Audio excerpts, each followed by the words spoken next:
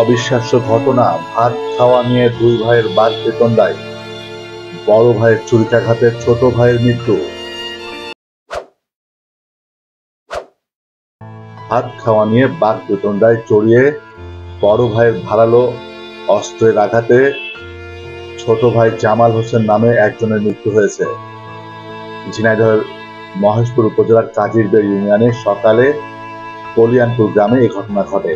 নিহত জামাল হোসেন মহেশপুর উপজেলার কাজিরবেড় ইউনিয়নের কলিয়ানপুর গ্রামের মোজাম্মেল হোসেনের ছেলে। স্থানীয় ইউপি সদস্য হযরত আলী জানান, বেলা 11:30টার দিকে ভাত খাওয়া নিয়ে বড় ভাইয়ের সঙ্গে বিতর্কে জড়ায় ছোট ভাই জামাল।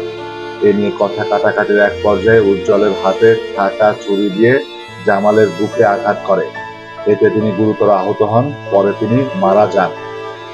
খবর নিশ্চিত করে মহেশপুর থানার ওসি সাজ্জাদ হোসেন জানান, নিহত জামালের বড় ভাই উজ্জ্বল একজন ঝালমুড়ি, পেয়ারা ও আমড়া বিক্রেতা।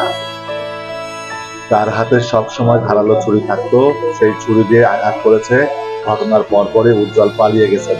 বেলা 3টার দিকে লাশ উদ্ধার করে ময়নাতদন্তের জন্য ঝিনাইদহ সদর হাসপাতাল মর্গে পাঠানো হয়েছে।